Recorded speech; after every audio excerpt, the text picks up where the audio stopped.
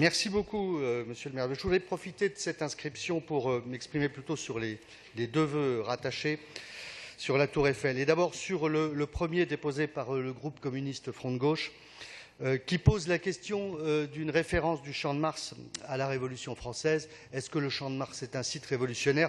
Oui, bien sûr, et de fait, il est déjà une étape importante du parcours de la Révolution française que nous avons voulu créer, grâce à vous tous, unanimement, et par la mise en place d'une mission d'évaluation avec laquelle nous allons travailler, une première réunion ayant déjà eu lieu autour de Catherine Vieux-Charrier. C'est la raison pour laquelle nous soutiendrons le vœu du groupe communiste Front de Gauche, qui fait référence à la portée historique de la Tour Eiffel, à l'endroit où elle est, c'est-à-dire sur le Champ de Mars.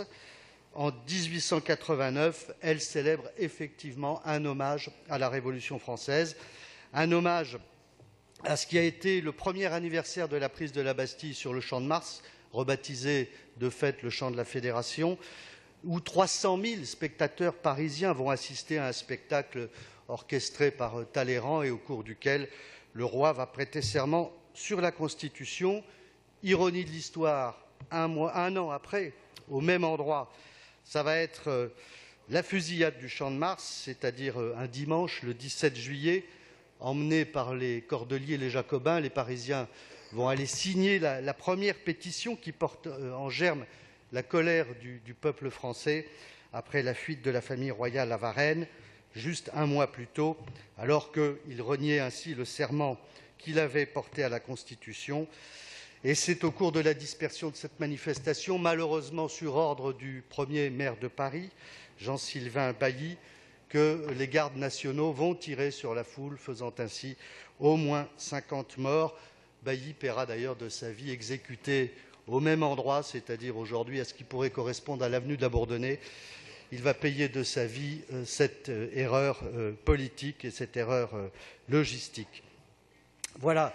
Et enfin, toujours le Champ de Mars, 2 ans plus tard, le 8 juin 1794, cette fois, c'est David, le peintre, qui organisera sur ce site un événement grandiose, voulu grandiose par les révolutionnaires, la fête de l'être suprême, ce culte de la raison, véritable déification des idéaux des Lumières, inspiré par Voltaire et Rousseau.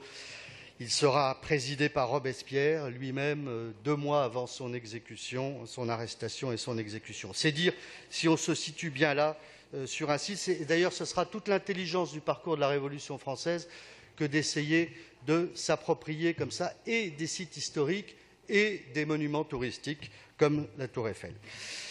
Pour le deuxième vœu, celui que nous avons déposé au groupe UDI-MODEM, il nous a paru que trop peu de petits Parisiens étaient montés sur la Tour Eiffel, alors qu'elle est le monument emblématique de leur ville et peut-être un des monuments les plus connus du monde.